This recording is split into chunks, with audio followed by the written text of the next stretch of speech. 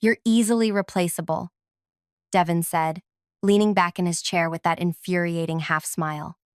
The fluorescent lights of the small conference room highlighted the sheen of his gelled hair. Quality specialists like you are waiting in line outside. I could snap my fingers and have 3 candidates by tomorrow morning. The words stabbed through me like broken glass. 7 years at Midwest Manufacturing. 7 years of solving problems no one else could see. 7 years of watching products ship safely because of my eyes, my mind, my care. Your performance metrics are adequate, he continued, sliding a paper across the table. Hence the standard 1% adjustment in compensation. 1%. After I'd personally identified the micro flaw in the R7 model that would have caused catastrophic failures in hospitals nationwide. After my inspection, protocol improvements had saved the company millions in potential recalls just last quarter. Something to say, Willa? Devin asked, noticing my white knuckles gripping the edge of the table. I reached into my bag and pulled out an envelope I'd prepared just in case. Hope for the best, plan for the worst. My grandmother's motto. Find someone else then, I said, my voice steadier than I expected. I placed my resignation letter before him. As per company policy, I'm giving 2 weeks' notice. Devin barely glanced at it. 2 weeks won't be necessary. We can process your departure today. There's an attachment, I said, nodding toward the second paper beneath my resignation. A transition guide. He didn't even look. We'll manage. Clear your desk by 5. 3 hours later, I walked out the main entrance. A small box of belongings in my arms. Security watched as I loaded them into my car, as if I might suddenly decide to steal industrial secrets after 7 loyal years. The attachment remained unread on Devin's desk. By the time anyone would think to look at it, I'd be long gone. What they didn't know was what I'd set in motion. What they couldn't possibly understand was exactly how irreplaceable I truly was. And in exactly 13 days, they were going to learn the hard way. If you're enjoying this story so far, take a second to like this video and subscribe to the channel. Trust me. You'll want to hear how this plays out. Leave a comment with what you think happens next. I bet you won't see the real ending coming. My name is Willa Bryce, and until 3 hours ago, I was the Senior Quality Control Specialist at Midwest Manufacturing. Not the most glamorous title, but it was mine. I earned it. Growing up as the only child of a watchmaker in a small town had its advantages. Dad taught me to see the world differently, to notice the tiniest details others missed. While other kids played video games, I learned to disassemble and reassemble pocket watches blindfolded. When something broke in our house, I was the one who fixed it, analyzing the failure points and improving the design when I put it back together. People called me peculiar. Teachers said I was too precise and needed to loosen up. But precision was my comfort zone, my superpower. When everyone else saw a functioning machine, I saw the loose screw that would cause it to fail in exactly 17 days. I never planned to work at Midwest Manufacturing. With my engineering degree fresh in hand, I had interviews lined up with prestigious firms in Chicago and New York. Then Mom got sick. Cancer. The kind that didn't leave much time for goodbyes. So I stayed, taking the only technical job available within driving distance of the hospital. Assembly line worker. Entry level. Temporary, I told myself. On my 3rd day, I noticed something wrong with the medical pump components coming down the line. A microscopic misalignment in the injection mold that would cause the pumps to deliver incorrect medication dosages over time. Not immediately, which made it more dangerous. The failure would occur after months of normal operation, when everyone trusted the equipment implicitly. I reported it to my supervisor, Tara. She ignored me. New girl making waves. I tried the floor manager, who told me to stay in my lane. Finally, I wrote a detailed analysis and slipped it under the plant manager's door. The next day, production halted. Emergency meetings filled the calendar. Teams of engineers huddled around testing equipment, verifying what I'd found. A week later, I was moved to quality control. A month after that, I became a specialist. Within a year, I had developed a multi-phase inspection system that caught problems no standard test could identify. My protocols became the backbone of the company's quality assurance program. For 6 years, things were good. I saved the company from 3 potential recalls. I prevented countless failures before products ever left the building. The old management team valued my work. They didn't always understand it, but they respected it. Then Apex Capital bought the company. New executives, new priorities, new buzzwords like streamlining and overhead reduction, and a new HR director named Devin Powell, with his MBA and his spreadsheets, and his complete inability to understand what actually happened on the production floor. From his first week, Devin had targeted my department. Quality costs, he'd announced in his first company-wide meeting. We need to balance thoroughness with efficiency. Translation: cut corners wherever possible. I sat in my car in the parking lot, staring at the red brick building that had been my second home for 7 years. My phone buzzed with a text from Tara, now a production supervisor. "They're crazy to let you go. Need anything?" I didn't answer. What could I say? That I felt hollow? That despite knowing this day might come, I wasn't prepared for how much it would hurt? I started the engine and drove. No destination in mind. The spring afternoon was deceptively cheerful. All budding trees and birdsong. I ended up at Lakeside Park, where I sometimes ate lunch on good weather days. Sitting on a bench overlooking the water, I finally let myself feel everything. The anger, the betrayal, the strange relief. 7 years of my life, dismissed in 3 minutes. My expertise, my dedication, my literal blood, that time I sliced my hand fixing a jammed conveyor, all easily replaceable. My phone rang. Unknown number. I let it go to voicemail. Then it rang again. Same number. Then again. Finally, I answered. "Willa?" "It's Chen from engineering." His voice was tight, stressed. "There's something wrong with the new shipment tests. The protocols are giving inconsistent results." I almost laughed. "I don't work there anymore, Chen." "What? Since when?" "Since about 2 hours ago." Devin decided I'm easily replaceable. Silence on the line. "But the Northside Hospital order ships tomorrow. We need your sign-off." "Not my problem anymore." "Call Devin." I hung up, a strange lightness filling my chest. Not my problem. For the first time in 7 years, whatever crisis erupted at Midwest Manufacturing would be someone else's responsibility. My phone immediately buzzed with texts. "Chen. Please call me back. This is serious." "Tara. The QC team is panicking. What did you do?" "Lynn from production. Did you change the testing parameters before leaving?" I turned off my phone and watched the lake ripple in the breeze. They would figure it out. Or they wouldn't. Either way, I was free. That evening, I poured myself a glass of wine and did something I hadn't done in years. Absolutely nothing. No reports to review. No procedures to update. No midnight calls about production line emergencies. I slept for 10 hours straight. When I turned my phone back on the next morning, I had 27 missed calls and 43 text messages. Most from Midwest Manufacturing employees. 3 from Devin himself. His voicemail was terse. "Willa. Call me immediately regarding the testing protocols. This is urgent." The satisfaction I felt was probably petty. Okay, definitely petty. But after being told I was dispensable, hearing the panic in his voice was vindicating. I didn't call back. Instead, I made coffee, opened my laptop, and began updating my resume. 7 years at one company looked good. The specific accomplishments I could list looked even better. Around noon, my doorbell rang. Tara stood on my porch, looking frazzled. "You need to come back," she said without preamble. "The entire QC department is in chaos." "I don't work there anymore," I reminded her, leaning against the doorframe. Devin made that very clear. The Northside order failed final inspection. Nobody understands why. The readings make no sense. Did anyone read my transition guide? Tara blinked. Of course. The attachment Devin had ignored.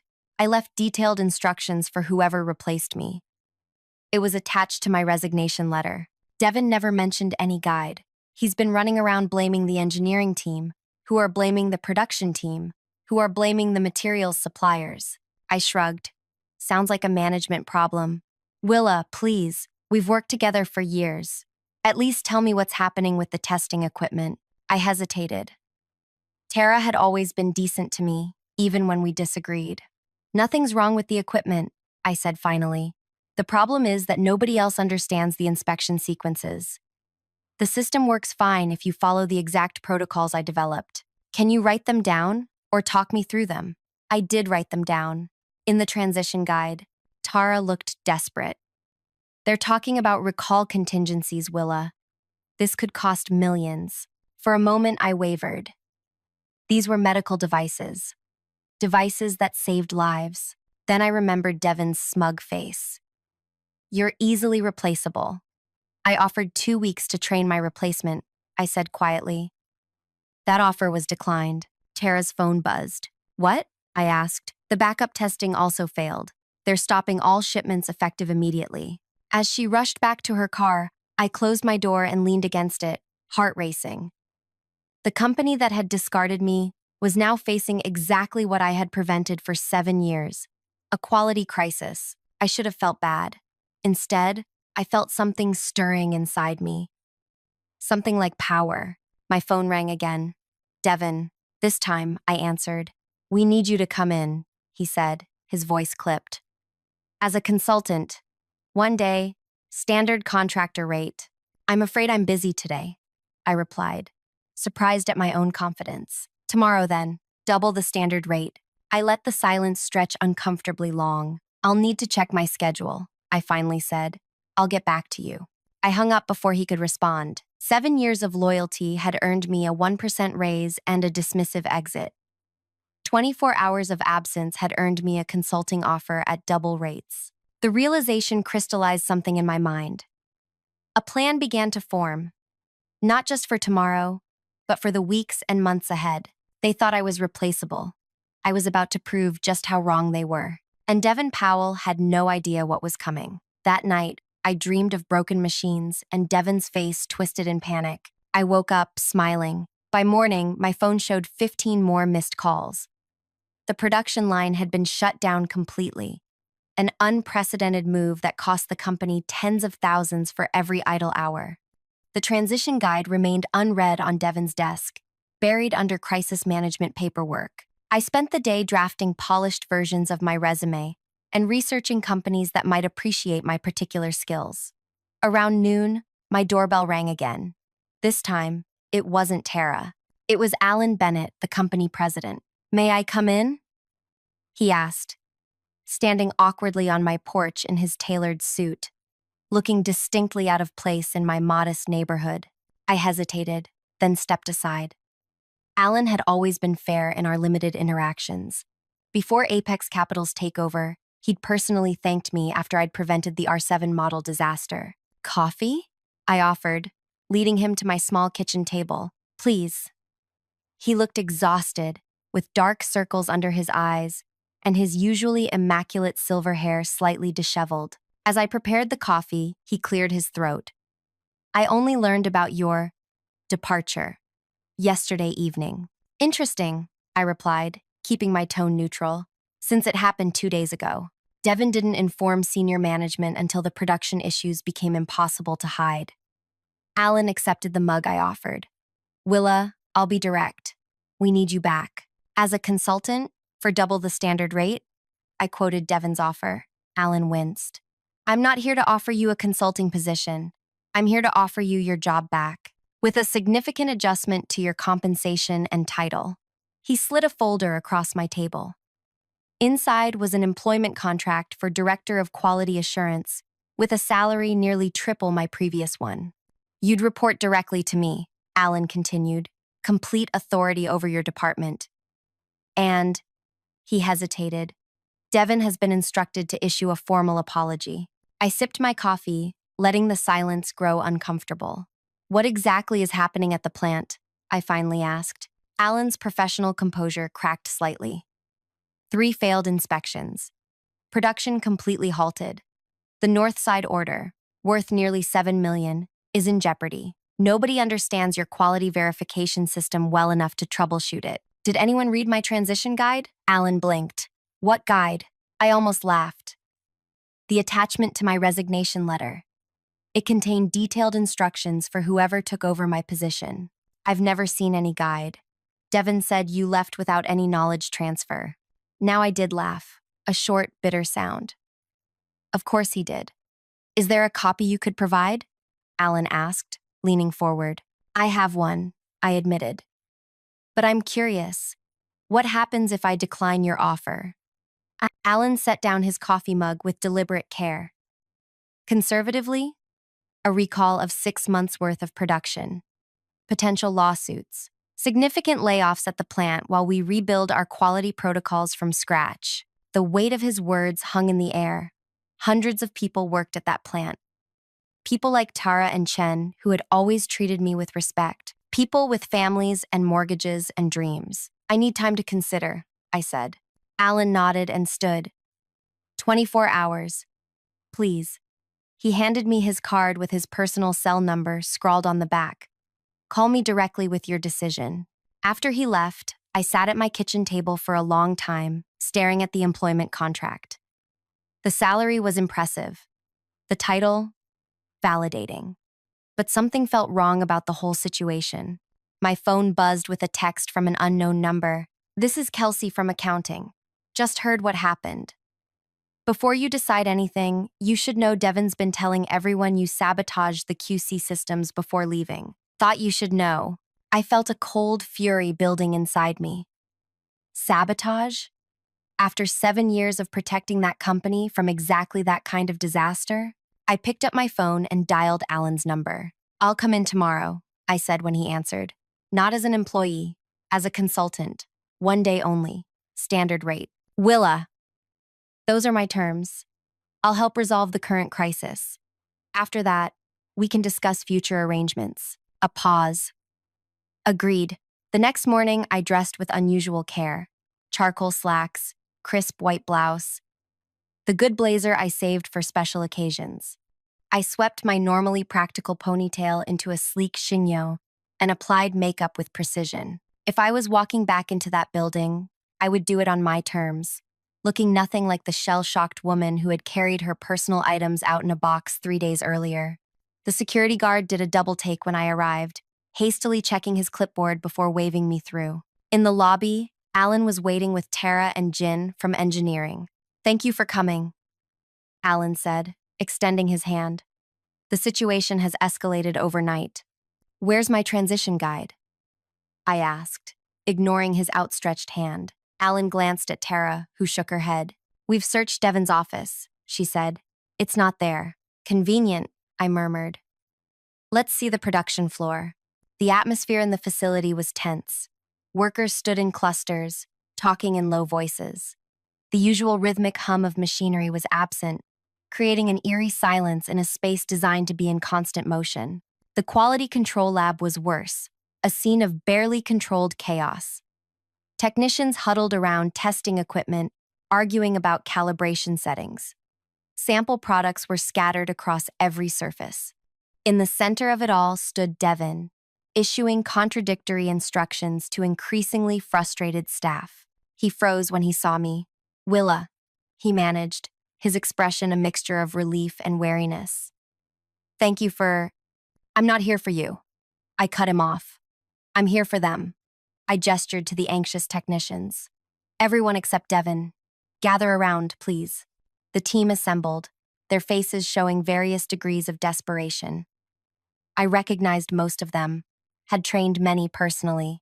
The quality verification system is working exactly as designed, I began.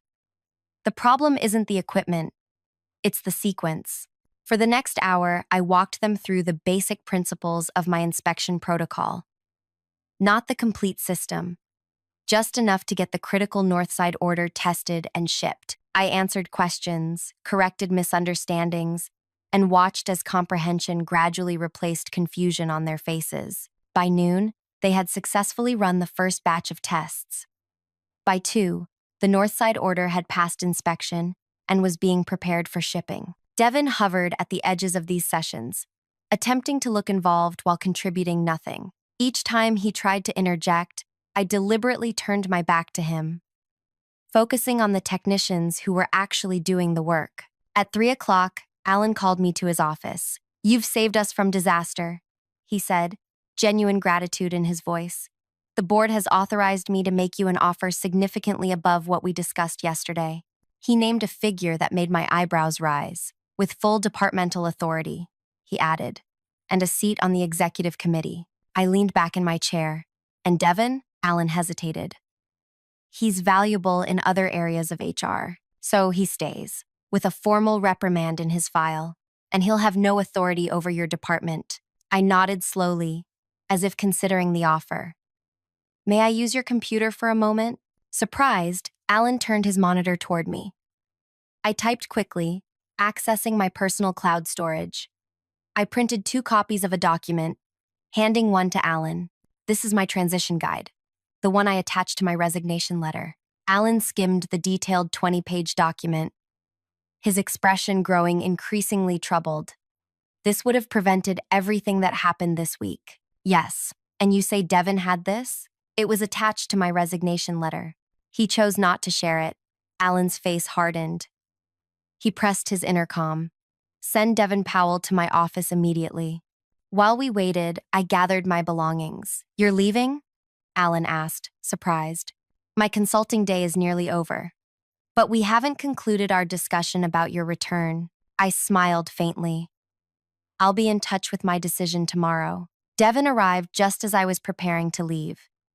He faltered slightly, seeing me there, but quickly recovered, smoothing his tie with manicured fingers. You wanted to see me, Alan? Explain this. Alan pushed the transition guide across his desk. Devin glanced at it, his expression carefully neutral. I've never seen this document before. It was attached to my resignation letter, I said quietly. The one you barely looked at before telling me I could leave immediately. There was no attachment, Devin insisted, a faint sheen of sweat appearing on his forehead. I reached into my bag and withdrew a 3rd copy of the guide. This is my personal copy.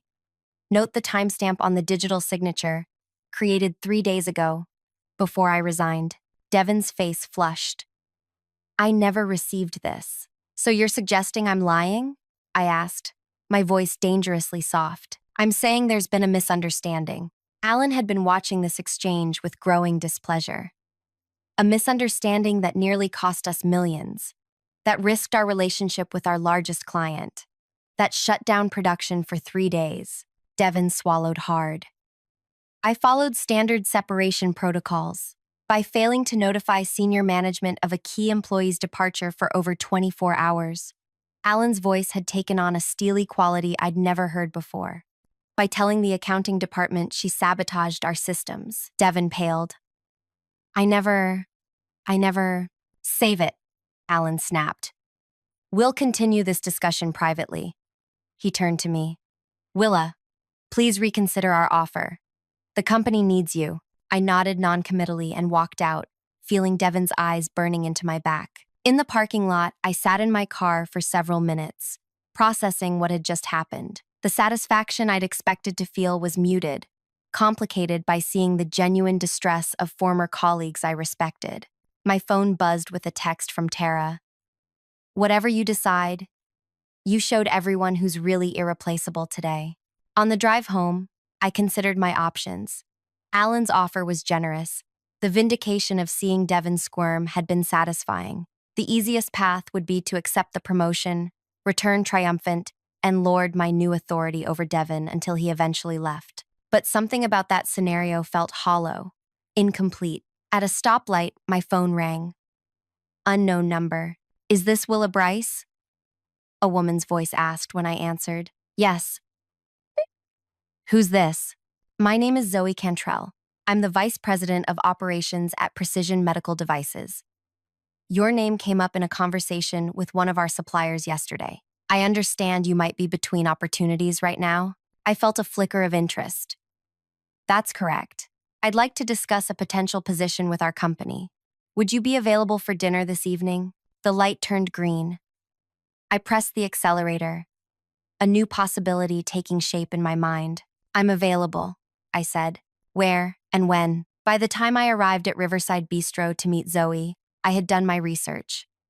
Precision Medical was Midwest Manufacturing's largest competitor. Smaller, but growing rapidly and known for innovation. Their quality standards were legendary in the industry. Zoe was already seated, a sharp-eyed woman in her 50s with cropped silver hair and an air of efficient competence. She stood to greet me with a firm handshake. "Thank you for meeting on such short notice," she said as we settled at the table. Industry gossip travels fast, and when I heard Midwest had lost their quality specialist, I was intrigued. "How did you hear about me specifically?" I asked, genuinely curious. Zoe smiled. "Three of our biggest clients use both our products and Midwest's. They've mentioned for years that Midwest's quality verification was exceptional, better than the industry standard. When those same clients called yesterday in a panic because Midwest had halted shipments due to quality concerns, I started asking questions. Our conversation flowed easily. Zoe asked intelligent questions about my processes and listened intently to my answers. By dessert, she had outlined a position that seemed tailor-made for my skills: Director of Quality Systems, reporting directly to her, with a team of specialists under my direction. "The salary is competitive," she said, sliding a folder across the table. I opened it and nearly choked on my coffee. The figure was 20% higher than Alan's already generous offer. "This seems exceptional," I managed. "We value exceptional people," Zoe replied simply, "and we'd like you to bring your quality verification system to us exclusively." The implications sank in slowly. "You want my inspection protocols. We want you. The protocols come with you. We're prepared to patent them in your name, with you as the primary beneficiary of any licensing agreements." My mind raced with possibilities. My inspection system, formally recognized and protected. My name on the patents. "I should tell you," I said carefully, "that Midwest has made me a substantial offer to return." Zoe nodded, unsurprised. "Of course they have. They're desperate. But I have to ask, after they dismissed you as easily replaceable, do you really want to go back? Even with more money and a better title, you'll always be the person they only valued after they lost you." Her words hit me with unexpected force. She was right. Going back would mean living with the knowledge that my worth was only recognized after I was gone. "I need time to consider," I said. "Of course, but don't take too long." Zoe handed me her card. "We'd like you to start next week." Zoe, that night, I sat on my porch swing, weighing my options as the sunset painted the sky in dramatic oranges and purples. Return to Midwest, where I had history, where I knew every machine and process intimately. Accept their belated recognition and increased status. Watch Devon squirm under my new authority. Or join Precision. Start fresh, build something new, own my intellectual property properly for the first time. Never again wonder if I was truly valued. My phone buzzed with a text from Alan. "The board has authorized an additional 10% above our offer. Please call me in the morning with your decision." As darkness fell, a plan crystallized in my mind. Not just for tomorrow, but for the months ahead. A plan that would prove once and for all exactly how irreplaceable I truly was. And Devon Powell would never see it coming. I woke at dawn the next morning, my decision made. I called Alan first. "I appreciate the offer," I told him, "but I'm declining." A long pause. "May I ask why?" "I was replaceable 3 days ago. Now I'm suddenly invaluable. That's not a foundation I want to build on." "Willa." Mistakes were made. Yes, they were. Goodbye, Alan. I hung up and immediately called Zoe at Precision. "I'd like to accept your offer," I said when she answered. "With one condition." "I'm listening. I need 30 days before I start." Zoe hesitated. "May I ask why?" "I have a personal project to complete, and I need to document my quality verification system properly." "Understandable. 30 days is acceptable. I'll have HR prepare the paperwork." My next call was to a business attorney who specialized in intellectual property. I explained my situation and scheduled a consultation for that afternoon. By noon, I had cleared my small home office and covered one wall with a large whiteboard. For the first time in 7 years, I began documenting my complete quality verification system.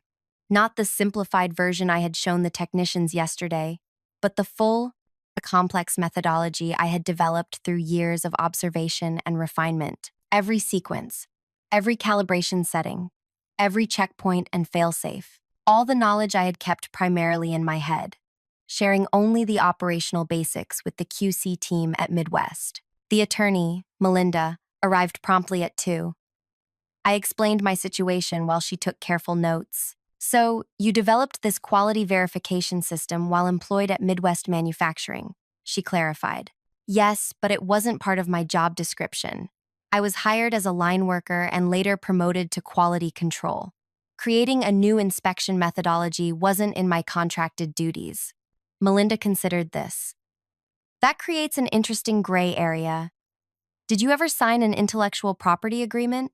I shook my head. My original employment contract was basic. When I was promoted, the title and compensation changed, but nothing else. And your system isn't documented in company materials? Only partially. Basic operational guidelines, not the underlying methodology. She made a final note. We have grounds to file for patent protection in your name. There will likely be a challenge from Midwest, but their position is weakened by their failure to properly document and secure your work while you were employed there. For the next week, I worked with Melinda to file preliminary patent applications for my quality verification system. We carved it into distinct processes, each potentially patentable on its own. By Friday, the first filings were complete. Meanwhile, I fielded daily calls from Alan, each more desperate than the last.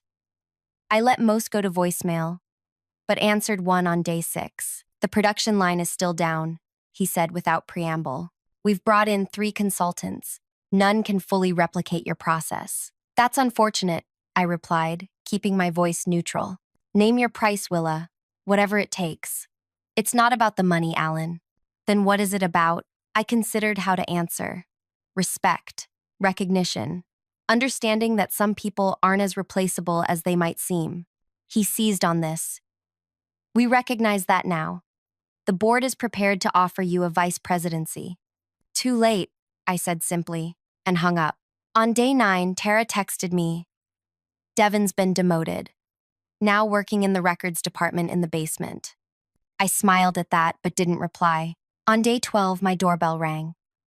A courier delivered an envelope containing formal job offers from 3 of Midwest's competitors, all clearly having heard about my availability. I filed them away without responding. On day 15, I drove to the small cafe across from Midwest Manufacturing during lunch hour. I sat by the window, watching employees file out for their breaks. Their faces showed the strain of the ongoing crisis, the tightness around eyes, the quick, nervous movements. I recognized that look. It was the expression of people worried about their futures, their jobs. Guilt nagged at me. My quarrel wasn't with the line workers or engineers. They weren't responsible for Devin's actions or the company's failure to value my contribution until it was too late. Tara spotted me through the window and came inside, sliding into the seat across from me. You look well, she said, studying my face. Better than the rest of us. How bad is it? I asked. She sighed heavily. Production's partially restarted, but quality rejections are through the roof. We're shipping at maybe 30% capacity. The board is meeting daily. Rumors about layoffs are everywhere. My stomach tightened. I'm sorry to hear that. I'm sorry to hear that. Are you? Her tone wasn't accusatory, just tired. You could fix this, Willa. You could save hundreds of jobs.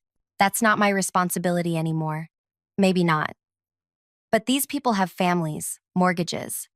They didn't do anything wrong. She left before I could respond, leaving me with an uncomfortable weight in my chest. That evening, I stared at my whiteboard, at the detailed documentation of my life's work.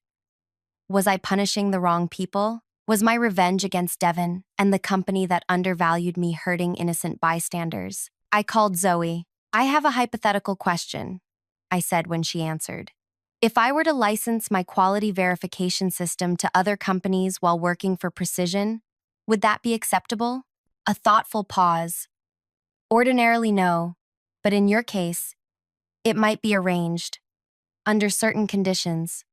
What are you thinking? I'm thinking about the human cost of what's happening at Midwest. Ah, she understood immediately. You're concerned about the workers.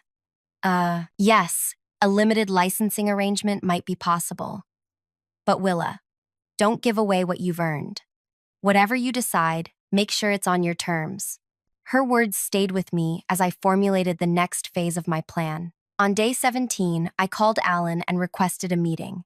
Not at Midwest, but at a neutral location, a conference room at the downtown library. He agreed immediately. When we met the following morning, I brought Melinda with me. Alan arrived with Midwest's corporate counsel, a nervous-looking man named Grant. "Thank you for meeting," Alan began, looking haggard. Dark circles shadowed his eyes, and his normally impeccable suit appeared slept in. "We're prepared to discuss any terms." I held up my hand. "I'm not here to negotiate employment. I've accepted a position with Precision Medical Devices." Alan's face fell. Grant shifted uncomfortably in his chair. "However," I continued, "I'm prepared to offer Midwest Manufacturing a licensing agreement for my quality verification system." I slid copies of my patent applications across the table. Grant picked one up, skimming it with growing alarm. "You've filed for patents?" he asked, his voice strained. "Yes. My attorney can explain the legal basis for my ownership claim." Melinda outlined our position calmly and methodically. As she spoke, Grant's expression shifted from disbelief to resignation. "The licensing terms are non-negotiable," I said when she finished. 20% of the system's demonstrated annual value to Midwest, calculated as the difference between your current rejection rates and the rates achieved under my system.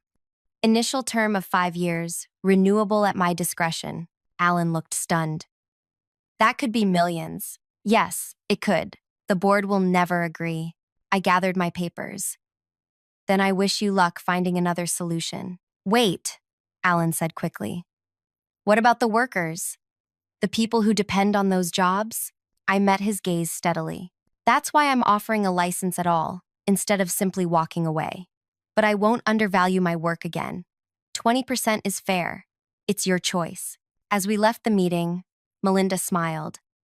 "That was impressively done. They'll accept." "How can you be sure?" "Because they have no choice, and they know it." 3 days later, Grant called Melinda. The board had approved my terms. The licensing agreement would be ready for signature within the week. On day 25, I received a text from an unknown number. "This is Kelsey from accounting again. Thought you'd want to know.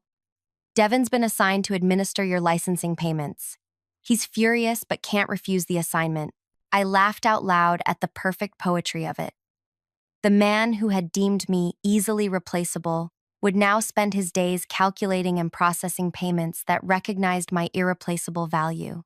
On day 29, I drove to Midwest Manufacturing one last time, not as an employee or consultant, but as a business partner. The security guard smiled uncertainly as he issued me a visitor badge. In the conference room, Alan, Grant, and several board members waited with the final licensing documents. Conspicuously absent was Devin. The signing took less than 20 minutes. As we concluded, I asked casually, "Will Devin be managing the licensing relationship?" Alan looked uncomfortable. "Yes. He's been reassigned to vendor management." "Perfect," I said, smiling.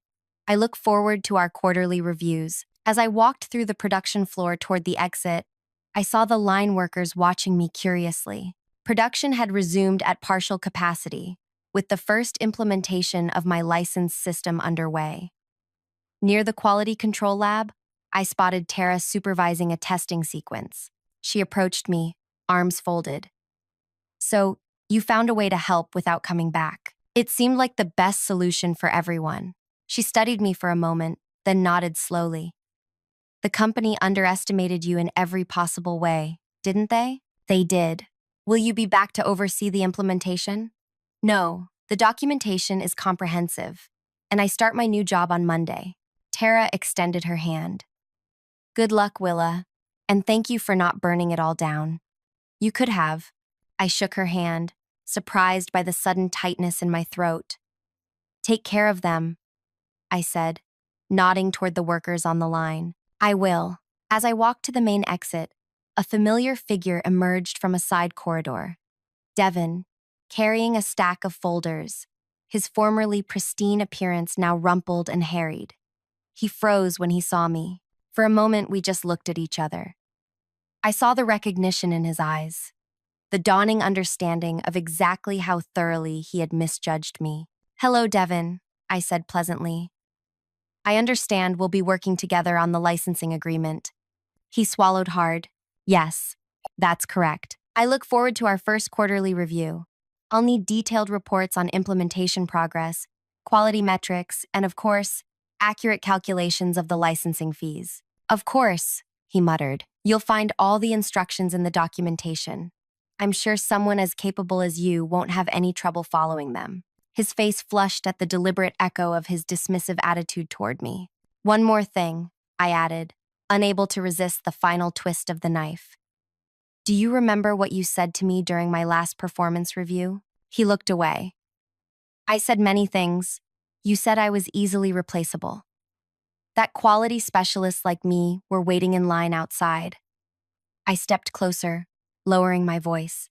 "How's the search for my replacement going, Devin?" He had no answer. "For the next 5 years, minimum, you'll be processing payments to me that will likely exceed your annual salary. Each quarter, you'll document exactly how essential my work is to this company's survival.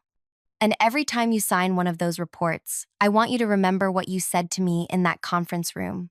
I stepped back, smiling pleasantly. "Have a nice day." As I walked out into the sunshine, a weight I hadn't realized I was carrying lifted from my shoulders. My revenge wasn't about destroying Midwest or even ruining Devin's career. It was about establishing my true value, on my terms. On Monday morning, I started at Precision, bringing my expertise to a company that recognized its worth from the beginning. Within 6 months, I had built a team that implemented enhanced versions of my quality systems, pushing Precision's standards even higher. Meanwhile, Midwest struggled to rebuild.